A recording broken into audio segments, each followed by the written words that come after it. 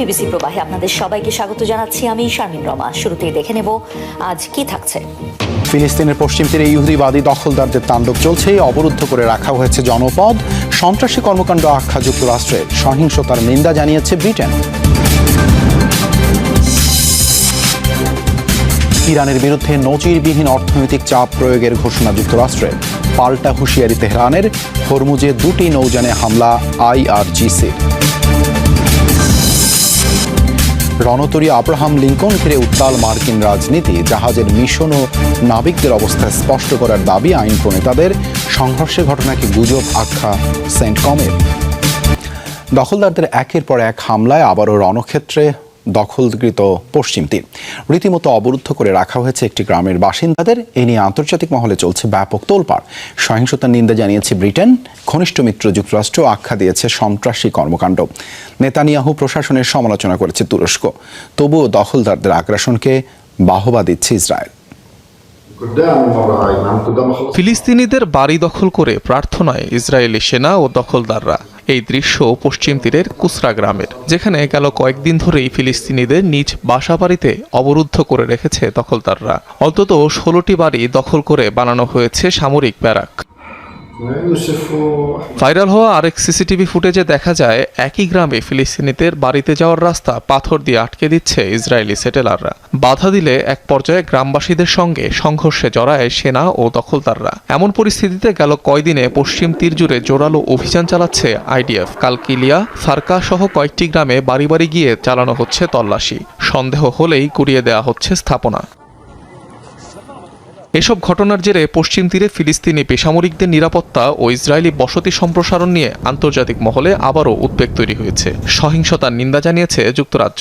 দেশটির মধ্যপ্রাচ্য, আফগানিস্তান ও পাকিস্তান বিষয়ক মন্ত্রী স্টিফেন ডাউটি সামাজিক যোগাযোগ মাধ্যমে দেয়া এক পোস্টে এ ঘটনার প্রতিবাদ জানান। বিশেষত কুসরা গ্রামে ফিলিস্তিনিদের ওপর চালানো সহিংসতাকে ভয়াবহ বলে উল্লেখ করেন তিনি। গাজার মর্মান্তিক বিষয়গুলো কিভাবে সমাধান করা যায় তা নিয়ে একটি বিশেষ অধিবেশন হয়েছিল। আমরা দেখেছি যে নেতানিয়াহু ও তার সরকার এমন সব নীতি ক্রমশ বাড়িয়ে তুলছে যা মানবিক মর্যাদাকে পদদলিত করে। তেল আবিব এমন কাজ করছে যা কার্যত সমগ্র আন্তর্জাতিক সম্প্রদায়কে উস্কে দিচ্ছে। পশ্চিম তীরের নাবলুসে ফিলিস্তিনিদের ওপর অবৈধ বসতি স্থাপনকারীদের অবরোধকে ভয়াবহ সন্ত্রাসী কর্মকাণ্ড হিসাবে আখ্যা দিয়েছেন ইসরায়েলে নিযুক্ত মার্কিন রাষ্ট্রদূত মাইক হাকাবি। এতেও সুর নরম হয়নি ইসরায়েলের, উল্টো দখলদারিত্বকে প্রশ্রয় দিলেন প্রতিরক্ষা মন্ত্রী। এটা ইসরায়েলের ভূমি, আমরা এখানে চিরদিন থাকব। অনেক সরকার দেখেছি, কিন্তু এখনকার মতো বসতি স্থাপনের এমন শক্তিশালী গতি কখনো দেখিনি। এত অল্প সময়ে শতাধিক বসতি স্থাপনের সিদ্ধান্ত নিতে দেখিনি। জায়নবাদের আগমন এবং ভূমি দখল করা একটি চমৎকার ব্যাপার। এদিকে গাজার ভবিষ্যৎ রূপরেখা সম্পর্কে আলোচনার জন্য আগামী সপ্তাহে ইসরায়েল ও মিশর সফরের পরিকল্পনা করছেন মার্কিন প্রেসিডেন্ট ডোনাল্ড ট্রাম্পের জামাতা জ্যারেড কুশনার। সঙ্গে থাকবেন সাবেক গাজা বোর্ড অব পিসের এক্সিকিউটিভ টনি ব্লেয়ার এবং জাতিসংঘের সাবেক দূত ও বর্তমানে গাজার উচ্চ প্রতিনিধি হিসেবে কর্মরত নিকোলাই মলাদেনভ। ইরানের বিরুদ্ধে নজিরবিহীন অর্থনৈতিক চাপ প্রয়োগের ঘোষণা দিয়েছে যুক্তরাষ্ট্র। দেশটির অর্থমন্ত্রীর হুঁশিয়ারি, এমন পদক্ষেপ নেওয়া হবে যা ইতিহাসে কখনো ঘটেনি। এদিকে মার্কিন ভাইস প্রেসিডেন্ট জানিয়েছেন, এই যুদ্ধ থেকে 2টি লক্ষ্য অর্জনের বিষয়ে আত্মবিশ্বাসী তিনি। এই অবস্থায় হরমুজ পুরোপুরি নিজেদের নিয়ন্ত্রণে রয়েছে বলে দাবি ইরানের। বৃহস্পতিবারের প্রণালীটিতে 2টি নৌযানে হামলা চালিয়েছে IRGC। ইরানের পররাষ্ট্রমন্ত্রীর দাবি, হরমুজ নিয়ে ভুল হিসাব নিকাশ করছে যুক্তরাষ্ট্র। হামলা পাল্টা হামলা থামলেও স্থবির হয়ে পড়েছে যুদ্ধ বন্ধে ইরান যুক্তরাষ্ট্রের মধ্যকার আলোচনা। গুরুত্বপূর্ণ জলপথ হরমুজ কার্যত বন্ধ থাকায় বাড়ছে জ্বালানি সংকটের বৈশ্বিক উদ্বেগ। এমন পরিস্থিতিতে হরমুজকে আগের অবস্থায় ফিরিয়ে এনে তেল গ্যাসের দাম স্থিতিশীল রাখাকে যুদ্ধের 2টি লক্ষ্যের একটি বলে জানিয়েছে মার্কিন ভাইস প্রেসিডেন্ট জেডি ভান্স। আর তাদের অন্য লক্ষ্য ইরানকে পারমাণবিক অস্ত্রের মালিক না হতে দেয়া। আমি নিশ্চিতভাবে একটা কথাই বলতে পারি, আমার বিশ্বাস সবশেষে যুক্তরাষ্ট্র আরও শক্তিশালী অবস্থানে থাকবে। ইরানের হাতে কোনো পারমাণবিক অস্ত্র থাকবে না। হরমুজ প্রণালীর পরিস্থিতি এমন অবস্থায় ফিরে আসবে যেখানে আমেরিকান জনগণের জন্য তেল ও গ্যাসের দাম স্থিতিশীল থাকবে। এদিকে ইরানের উপর নজিরবিহীন অর্থনৈতিক চাপ প্রয়োগের হুঁশিয়ারি দিয়েছেন মার্কিন অর্থমন্ত্রী স্কট বেসেন্ট। চোখ রাখুন, আগামী সপ্তাহে আরও ঘোষণা আসছে। আমরা এমন সব পদক্ষেপ ও অর্থনৈতিক নিষেধাজ্ঞা আরোপ করতে যাচ্ছি যা ইতিহাসে আগে কখনো দেখা যায়নি। হরমুজ এখনো পুরোপুরি নিজেদের নিয়ন্ত্রণে রয়েছে বলে দাবি ইরানের। আইআরজিসির অনুমতি ছাড়া কোনো জাহাজই জলপথটি পাড়ি দিতে পারবে না বলে হুঁশিয়ারি দেশটির। গোয়েন্দা ব্যর্থতার কারণেই হরমুজ নিয়ে ভুল হিসাব নিকেশ করেছে ওয়াশিংটন, এমন দাবি করেছেন ইরানের পররাষ্ট্রমন্ত্রী আব্বাস আরাকচি। বৃহস্পতিবার হরমুজে সংযুক্ত আরব আমিরাতের মালিকানাধীন দুটি জাহাজে হামলার অভিযোগ উঠেছে। মোস্তফা মাহমুদ, যমুনা নিউজ। প্রথম বহুজাতিক ও multi domain attack drone taskforce গঠন করেছে মার্কিন সেন্ট্রাল কমান্ড বা সেন্টকম। মধ্যপ্রাচ্যে ড্রোন যুদ্ধের সক্ষমতা আরও বাড়াতে নতুন এই উদ্যোগ নিয়েছে যুক্তরাষ্ট্র। টাস্কফোর্স ফালকন স্ট্রাইক নামের এই বাহিনীতে থাকবে হামলা চালাতে সক্ষম ড্রোন সহ বিভিন্ন ধরনের মানববিহীন যুদ্ধযান। এগুলো আকাশ, সমুদ্রের উপর এবং পানির নিচেও কাজ করতে পারবে। এই বাহিনীতে শুধু যুক্তরাষ্ট্র নয়, মধ্যপ্রাচ্যের মিত্র দেশগুলোর সেনারাও অংশ নেবে। এর আগে সেন্টকম গঠন করেছিল স্করপিয়ন স্ট্রাইক। নতুন ফ্যালকন স্ট্রাইক সেই উদ্যোগকে আরও বড় পরিসরে নিয়ে যাচ্ছে। যুক্তরাষ্ট্র বলছে মধ্যপ্রাচ্যে একটি শক্তিশালী যৌথ ড্রোন প্রতিরোধ ব্যবস্থা তৈরি করাই এর লক্ষ্য। মধ্যপ্রাচ্যে মোতায়েন থাকা মার্কিন রণতরী আব্রাহাম লিঙ্কনকে ঘিরে উত্তাল হয়ে উঠেছে যুক্তরাষ্ট্রের রাজনীতি। রণতরীটির মিশনের বিস্তারিত এবং সেখানকার নাবিকদের অবস্থান স্পষ্ট করার দাবি জানিয়েছেন মার্কিন রাজনীতিকরা। এমনকি এই ইস্যুতে মার্কিন প্রতিরক্ষামন্ত্রী পিট হেগসেথের পদত্যাগের দাবি উঠেছে। এদিকে আব্রাহাম লিঙ্কনে পণ্যের সংকট এবং নাবিকদের মধ্যে সংঘর্ষ ও প্রাণহানির অভিযোগকে মিথ্যা আখ্যা দিয়েছে সেন্টকম। প্রায় 9 মাস ধরে সমুদ্রে মার্কিন রণতরী ইউএসএস আব্রাহাম লিঙ্কন 2025 সালের 21 নভেম্বর ক্যালিফোর্নিয়ার সান ডিয়েগো থেকে যাত্রা শুরু করে এটি। প্রথম দিকে ছিল নিয়মিত মোতায়েন, পরে মধ্যপ্রাচ্যের সংঘাতে যুক্তরাষ্ট্রের সামরিক অভিযানের অংশ হিসেবে এর দায়িত্ব আরও দীর্ঘ হয়। জুলাই শুরুতেই টানা 207 দিন সমুদ্রে থাকার রেকর্ড গড়ে লিঙ্কন। সম্প্রতি ইরানের বিভিন্ন গণমাধ্যম জানায় দীর্ঘ সময় সাগরে ভেসে থাকার কারণে জাহাজে প্রয়োজনীয় বিভিন্ন সামগ্রীর সংকট দেখা দিয়েছে। খাবার, পরিচ্ছন্নতা সামগ্রী, পানীয়, স্যানিটেশন ব্যবস্থা নিয়ে অভিযোগ রয়েছে। লম্বা সময় ধরে দায়িত্ব পালনের কারণে সেনা সদস্যদের বিশ্রাম ও মানসিক স্বাস্থ্যের উপরও চাপ বাড়ছে। এর ফলে জাহাজের সংঘর্ষ এমনকি প্রাণহানিও হয়েছে। এরপরই সরব হয়ে ওঠে আন্তর্জাতিক বিভিন্ন গণমাধ্যম। রণতরীটি নিয়ে যখন সৃষ্টি হয়েছে ধোঁয়াশার, তখন প্রতিবেদন প্রকাশ করে সিএনএন, আল জাজিরা সহ বিভিন্ন গণমাধ্যম। অবশেষে এই নিয়ে মুখ খুলেছে যুক্তরাষ্ট্রের সেন্ট্রাল কমান্ড সেন্টকম। আব্রাহাম লিঙ্কনের সেনা সদস্যদের উপর সংঘর্ষ এবং প্রাণহানির ঘটনাকে গুজব আখ্যা দিয়ে সব অভিযোগ উড়িয়ে দেওয়া হয়। এই ইস্যুতে মিথ্যাচারের অভিযোগ এনেছেন প্রতিরক্ষামন্ত্রী হেগসেথ। আব্রাহাম লিঙ্কনের পরিস্থিতি নিয়ে প্রকাশিত প্রতিবেদন ভুলভাবে উপস্থাপন করা হয়েছে। মধ্যপ্রাচ্যে জাহাজটি দীর্ঘ সময় ধরে মোতায়েন করা আছে। নাবিকরা সেখানে কঠিন পরিস্থিতির মুখোমুখি হলেও তাদের প্রয়োজনীয় সহায়তা দেওয়া হচ্ছে। এদিকে আব্রাহাম লিঙ্কন নিয়ে উত্তেজনা ছড়িয়েছে মার্কিন রাজনীতিতেও। রণতরীটির মিশন সম্পর্কে অবস্থান স্পষ্ট করার দাবি উঠেছে। এই ইস্যুতে প্রতিরক্ষা দফতরের কাছে সরাসরি জবাব চেয়েছেন আইন প্রণেতারা। এমনকি হেগসেথের পদত্যাগও দাবি করা হয়। I don't expect for it to be a luxury lifestyle. বিমানবাহী রণতরীতে বিলাসবহুল হোটেলের মতো সুবিধা দেয়া হোক সেটা বলছি না, কিন্তু সেখানে থাকা নাবিকদের ন্যূনতম সেবা ও জীবনযাপনের সুবিধা নিশ্চিত করতে হবে। ওয়াশিংটনে প্রেসিডেন্টের বলরুমের জন্য অর্থ বরাদ্দ থাকলে জাহাজে বরাদ্দ থাকবে না, এটা মেনে নেওয়ার কোনো সুযোগ নেই। এদিকে বিতর্কের মধ্যে মধ্যপ্রাচ্যে আরেকটি রণতরী মোতায়েন করা হচ্ছে। ভিয়েতনাম থেকে ছেড়ে গেছে ইউএসএস জর্জ ওয়াশিংটন। মক্কা যৌথ প্রতিরক্ষা চুক্তিতে যোগ দিতে চলেছে মিশরও। বৃহস্পতিবার এই তথ্য জানিয়েছেন মিশরের পররাষ্ট্রমন্ত্রী বদর আবদেলাতি। মিশরের নিউ আল আমিন শহরে তুরস্কের পররাষ্ট্রমন্ত্রী হাকান ফিদানের সাথে যৌথ সংবাদ সম্মেলনে এই মন্তব্য করেন তিনি। এর আগে নিজেদের প্রতিরক্ষা আরও জোরদারের লক্ষ্যে মক্কা যৌথ প্রতিরক্ষা চুক্তি স্বাক্ষর করে তুরস্ক, সৌদি আরব ও পাকিস্তান। তারা জানায় এই চুক্তির শর্ত অনুযায়ী যে কোনো সদস্য দেশের উপর সশস্ত্র আক্রমণকে জোটের সবার উপর আক্রমণ হিসেবে গণ্য করা হবে। অন্যদিকে ফিদান জানিয়েছে বর্তমানে কিছু বিষয় মূল্যায়ন করেছে জোটটি, শীঘ্রই মিশরও আনুষ্ঠানিক অংশীদারও হয়ে উঠবে বলে জানান তিনি। কলম্বিয়ায় শক্তিশালী ভূমিকম্পে প্রাণহানি বেড়ে দাঁড়িয়েছে 281 জনে। তাদের মধ্যে 227 জনেরই পরিচয় শনাক্ত করা গেছে, তবে এখনও নিখোঁজ প্রায় 400 মানুষ। ভূমিকম্পে পুরোপুরি ধ্বংস হয়েছে 12,500-এর বেশি বাড়িঘর, আংশিক ক্ষতিগ্রস্ত প্রায় 75,000। ধ্বংসস্তূপে আটকে পড়াদের উদ্ধারে চলছে শেষ মুহূর্তের অভিযান, তবে 4 দিন পার হয়ে যাওয়ায় জীবিত উদ্ধারের সম্ভাবনা কম। সোমবার স্থানীয় সময় সকালে 7.4 মাত্রার ভূমিকম্পটি কলম্বিয়ার পশ্চিমাঞ্চলে আঘাত হানে, যার উৎপত্তি ছিল রাজধানী বোগোতা থেকে 280 কিলোমিটার দূরে এবং ভূপৃষ্ঠের প্রায় 96 কিলোমিটার গভীরে। শক্তিশালী কম্পন অনুভূত হয় রাজধানী সহ বেশ কয়েকটি শহরে, অনুভূত হয় আফটার শকও। ভারতের উত্তরাখণ্ডে একটি নির্মাণাধীন টানেলে হঠাৎ পানির স্রোত ও ধ্বংসাবশেষ ঢুকে অন্তত 7 শ্রমিকের মৃত্যু হয়েছে। এখনও ভেতরে আটকা 3 শ্রমিক, জীবিত উদ্ধার করা হয়েছে 18 জনকে।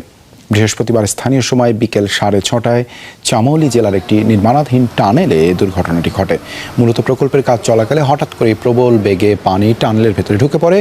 আকস্মিক তীব্র স্রোতে বেশ কয়েকজন শ্রমিক ভেসে যান। দুর্ঘটনার সময় টানেলটিতে 28 জন শ্রমিক কাজ করছিলেন বলে জানা গেছে। গেল কয়েকদিন ধরেই অঞ্চলটিতে ভারী বৃষ্টিপাত হচ্ছে। এর আগে সোমবার জেলার নীতি ভ্যালি এলাকায় নদীর পানির প্রবল স্রোতে একটি সেতু ভেসে যায়। শিখ ধর্মাবলম্বীদের বিক্ষোভের জেরে উত্তেজনা ছড়িয়েছে ভারতের হরিয়ানা রাজ্যের আম্বালায়। বৃহস্পতিবার অমৃতসর দিল্লি মহাসড়ক অবরোধ করে বিক্ষোভ করেন বিপুল সংখ্যক শিখ ধর্মাবলম্বী। গত সপ্তাহে গুরু পরব উৎসবের সময় পাঞ্জখড়া সাহেব গুরুদুয়ারে ভক্তদের উপর গাড়ি উঠিয়ে দেওয়ার অভিযোগে অভিযুক্ত গুরু সিমরন সিং মান্ডের বিরুদ্ধে মামলা দায়েরের দাবিতে এই বিক্ষোভ। আন্দোলনকারীদের দাবি ও অভিযুক্তের বিরুদ্ধে যথাযথ ব্যবস্থা নিতে ব্যর্থ প্রশাসন। এ সময় কয়েক ঘন্টা বন্ধ থাকে যান চলাচল। মহাসড়ক খুলতে গেলে পুলিশের সঙ্গে বিক্ষোভকারীদের সংঘর্ষ বাধে। এতে আহত হন কমপক্ষে 7 পুলিশ ও বেশ কয়েকজন বিক্ষোভকারী। পরিস্থিতি নিয়ন্ত্রণে পুলিশ টিয়ার গ্যাস ছোড়ে। বিতর্কিত ভূখণ্ডে ভ্লাদিমির পুতিনের সফরকে কেন্দ্র করে কূটনৈতিক উত্তেজনা ছড়ালো রাশিয়া ও জাপানের মধ্যে। বৃহস্পতিবার রাশিয়ার প্রেসিডেন্ট ভ্লাদিমির পুতিনের প্রথমবারের মতো কুরিল দ্বীপপুঞ্জ সফরে যান। দ্বিতীয় বিশ্বযুদ্ধের শেষ দিকে সোভিয়েত ইউনিয়ন এই দ্বীপপুঞ্জ দখল করে। তবে বরাবরই কুরিলকে নিজেদের ভূখণ্ড দাবি করে আসছে জাপান। পুতিনের সফরের কড়া প্রতিক্রিয়া জানিয়েছে দেশটি, তলব করেছে রুশ রাষ্ট্রদূতকেও। ইউক্রেনের সাথে চলমান যুদ্ধের মধ্যেই আকস্মিক সফরে বিতর্কিত কুরিল দ্বীপপুঞ্জে যান রাশিয়ার প্রেসিডেন্ট ভ্লাদিমির পুতিন। রুশ ভূখণ্ড হলেও এর আগে কখনো পুতিন কুরিল সফরে যাননি। দ্বিতীয় বিশ্বযুদ্ধের শেষ সময়ে জাপানের কাছ থেকে কুরিল দখল করে সোভিয়েত ইউনিয়ন। তবে এখনও এই ভূখণ্ড নিজেদের বলে দাবি করে আসছে টোকিও। বিরোধপূর্ণ অঞ্চলটি নিয়ে দু দেশের মধ্যে উত্তেজনাও দীর্ঘদিনের। দ্বিতীয় বিশ্বযুদ্ধের পরও আনুষ্ঠানিক শান্তি চুক্তিতে স্বাক্ষর করেনি মস্কো ও টোকিও। এর প্রধান কারণ এই দ্বীপপুঞ্জের মালিকানা নিয়ে বিরোধ। পুতিনের কুরিল সফরে বেশ ক্ষুব্ধ জাপান সরকার। রুশ রাষ্ট্রদূতকে তলব করে জানিয়েছে তীব্র প্রতিক্রিয়া। পুতিনের কর্মকাণ্ডকে অগ্রহণযোগ্য আখ্যা দিয়ে জাপানের হুঁশিয়ারি। পুতিনের এমন আচরণ দু দেশের দ্বিপাক্ষিক সম্পর্কেও বিরূপ প্রভাব ফেলবে। প্রেসিডেন্ট পুতিন যাতে এই সফর না করে সেজন্য আমরা রুশ সরকারের কাছে বারবার অনুরোধ জানিয়েছি। তা সত্ত্বেও প্রেসিডেন্ট পুতিন সফর করেছেন। আমরা এর তীব্র প্রতিবাদ জানাই। রুশ প্রেসিডেন্টের এমন কর্মকাণ্ড জাপানের জনগণের অনুভূতিতে আঘাত এনেছে। এটি কোনোভাবেই গ্রহণযোগ্য নয়। এদিকে জাপানের কুরিলের মালিকানার দাবি প্রত্যাখ্যান করেছে রাশিয়া। দেশটির সিকিউরিটি কাউন্সিলের ডেপুটি চেয়ারম্যানের দাবি কুরিল রাশিয়ার ছিল আর রাশিয়ারই থাকবে। এবার টেবিল টেনিস খেলতে দেখা গেল যুদ্ধ বিধ্বস্ত ইউক্রেনের প্রেসিডেন্ট ভলোদিমির জেলেনস্কিকে। দেশটির এক ক্রীড়া প্রতিযোগিতায় গিয়ে কয়েকটি খেলা উপভোগ করেন তিনি। এ সময় ভলোদিমির জেলেনস্কিকে ভারোত্তোলন করতেও দেখা যায়, অংশ নেন তীরন্দাজিতেও। বৃহস্পতিবার ইউক্রেনের পশ্চিমাঞ্চলের একটি শহরে প্রাক্তন ও বর্তমান সৈনিক এবং প্রতিবন্ধীদের জন্য খেলাধুলার আয়োজন করা হয়। এতে টেবিল টেনিস, তীরন্দাজি, ডার্টস, বাস্কেটবল, শুটিং, ব্যায়াম সহ মোট 8টি খেলা ছিল। এই অনুষ্ঠানের প্রতিযোগিতার সাথে বিভিন্ন ইভেন্টে খেলেন প্রেসিডেন্ট জেলেনস্কি। মূলত সেনাদের মানসিক স্বাস্থ্য উন্নয়নের জন্যই করা হয় এই আয়োজন। সীমান্তবর্তী এলাকায় যৌথ টহল চালিয়েছে যুক্তরাষ্ট্র ও মেক্সিকো। সম্প্রতি মেক্সিকান জুয়ারেজ কার্টেলকে বিদেশি সন্ত্রাসী সংগঠন হিসেবে তালিকাভুক্ত করেছে মার্কিন স্টেট ডিপার্টমেন্ট। এরপরই বৃহস্পতিবার যৌথ টহল দিয়েছে দুই দেশের সীমান্তরক্ষী বাহিনী।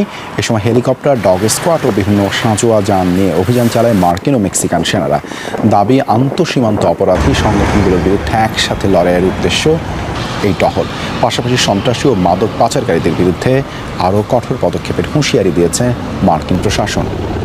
রেকর্ড বৃষ্টিপাতে বিপর্যস্ত জাপানের পূর্বাঞ্চল। বিভিন্ন স্থানে দেখা দিয়েছে আকস্মিক বন্যা ও জলাবদ্ধতা। চলমান দুর্যোগে এখন পর্যন্ত 4 জনের মৃত্যু হয়েছে। এদের মধ্যে একজন গাড়ির ভেতরে আটকা পড়ে পানিতে ডুবে প্রাণ হারান। কর্তৃপক্ষ জানিয়েছে গেল 24 ঘন্টায় চিবা রাজ্যে 360 মিলিমিটারের বেশি বৃষ্টি রেকর্ড করা হয়েছে, যাতে তলিয়েছে বহু সড়ক ও রেলওয়ে। সংলগ্ন অঞ্চল হওয়ায় বৃষ্টির পানিতে তলিয়েছে রাজধানী টোকিওর বহু এলাকাও। ক্ষতিগ্রস্ত বিদ্যুৎ কাঠামো, অন্ধকারে প্রায় 25,000 বাড়ি। এদিকে দুর্যোগপূর্ণ আবহাওয়ার কারণে ব্যাহত হচ্ছে জাপানের নারিতা বিমানবন্দরের ফ্লাইট কার্যক্রম। শুক্রবার এয়ারপোর্টটিতে ভোগান্তিতে পড়েন কমপক্ষে 7,000 যাত্রী। ভারতে সকল পাইলটের শরীরে মাদক পরীক্ষা করার সিদ্ধান্ত নিয়েছে এয়ার ইন্ডিয়া। দৈব চয়নের ভিত্তিতে পরীক্ষা করা হবে 10% পাইলটকে। বৃহস্পতিবার থেকে এই পরীক্ষার আওতায় আসবেন এয়ার ইন্ডিয়া এক্সপ্রেসের পাইলটরাও। গত সপ্তাহে ফুকেত থেকে দিল্লিগামী একটি ফ্লাইট হঠাৎ উচ্চতা হারায়, আহত হন 17 জন যাত্রী ও ক্রু। প্রাথমিক তদন্তে ওই ফ্লাইটের পাইলটের শরীরে পাওয়া যায় মারিজুয়ানা। অবিলম্বে অব্যাহতি দেওয়া হয় বিমানের উভয় পাইলটকেই। এই ঘটনার পর ফ্রান্সের বিমান নিরাপত্তা সংস্থার সাথে যৌথভাবে তদন্ত শুরু করে ভারতীয় কর্তৃপক্ষ। তীব্র তাপপ্রবাহের মধ্যে ভয়াবহ দাবানল ছড়িয়ে পড়েছে ইংল্যান্ড ও ওয়েলসে। বার্মিংহামের কাছে স্টোর ব্রিজে আগুনে পুড়ে গেছে কয়েকটি বসত বাড়ি। ক্ষতিগ্রস্ত বাড়িগুলোর ভয়াবহ চিত্র দেখা গেছে ড্রোন ফুটেজে। দাবানলের আগুনে আহত হয়েছেন শিশুসহ 4 জন। ওয়েস্ট মিডল্যান্ডসে ছড়িয়ে পড়া আগুনকে এই অঞ্চলের ইতিহাসের অন্যতম বড় অগ্নিকাণ্ড হিসেবে বর্ণনা করেছেন ফায়ার সার্ভিস। যুক্তরাজ্যে চলতি বছর এটি 5ম তাপপ্রবাহ। বিশেষজ্ঞদের মতে মানবসৃষ্ট জলবায়ু পরিবর্তনের কারণে এমন অস্বাভাবিক ও ঐতিহাসিক তাপমাত্রা দেখা যাচ্ছে। বন্ধু থেকে বোন, এমন ঘটনায় হয়েছে নেদারল্যান্ডসে। প্রায় 30 বছর পর মিলিত হয়েছেন হারিয়ে যাওয়া 2 বোন। ভারতের অনাথ আশ্রম থেকে তাদের দত্তক নিয়েছিল 2টি ভিন্ন ডাচ পরিবার। শৈশব থেকে বন্ধুত্বের সম্পর্ক থাকলেও জানতে পারেননি কিছুই। অবশেষে এপ্রিল মাসে মাই হেরিটেজ ডিএনএ টেস্টে জানতে পারেন জন্মসূত্রে তারা আসলে আপন বোন। এরপরই আবেগঘন পুনর্মিলন হয় হারিয়ে যাওয়া 2 বোনের। দুইজনের মুখে একই হাসি, চোখে একই রকম আবেগ, চেহারার গড়নও এক দুজনের। একে অপরকে জড়িয়ে ধরে জীবনের হিসেব মেলানোর চেষ্টা করছেন তারা। সেলফি তোলার ফাঁকে চোখের জল মুছছেন নীরবে। মুখে তাদের একটাই শব্দ, মাই সিস্টার। মাঝে মাঝে আমাদের জীবনের সবচেয়ে বড় সত্য লুকিয়ে থাকে আমাদের চোখের সামনেই। এমনই এক ঘটনার সাক্ষী হয়েছেন নেদারল্যান্ডসের 2 নারী। শৈশবে ভারতের অনাথ আশ্রম থেকে নেদারল্যান্ডসে পাড়ি জমিয়েছিলেন মিনা ও মিনাল। তাদের বেড়ে ওঠা দত্তক ডাচ বাবা মার ঘরে। 2টি ভিন্ন পরিবারে বড় হলেও খুব ভালো বন্ধুত্বের সম্পর্ক তৈরি হয় মিনা গেন্টিঙ্ক ও মিনাল টিয়েজেনের। দুইজনের দেখা হয়েছিল দত্তক নেয়া শিশুদের এক সমাবেশে 1996 সালে। সেই সময় দুইজনের প্রতি অদ্ভুত এক আকর্ষণ অনুভব করেছিলেন তারা। অন্যরাও তাদের চেহারায় মিল দেখে অবাক হয়েছিল। এক পর্যায়ে ঠিকানা নিয়ে চিঠি আদান প্রদান শুরু করেন তারা। মজা করে একে অপরকে ডাকতেন সিস বলে। সেই থেকেই মিনা ও মিনালের বন্ধুত্বের সূচনা। তবে মাঝখানে যোগাযোগ ছিল না 15টি বছর। দত্তক পিতামাতার আদর, যত্ন কিংবা ভালোবাসার কোনো কমতি ছিল না। তাও হৃদয়ের গভীরে এক শূন্যতা অনুভব করতেন তারা। খুঁজে ফিরতেন জন্মসূত্রের স্বজনদের। গত এপ্রিল মাসে মাই হেরিটেজ ডিএনএ টেস্ট বদলে দেয় তাদের জীবন। 30টি বছর পর জানতে পারেন তারা আসলে জন্মসূত্রে বোন। বাড়িতে একা ছিলাম, হঠাৎ আমার ফোনে টেক্সট আসে, আপনার ডিএনএ পরীক্ষার ফলাফল প্রস্তুত।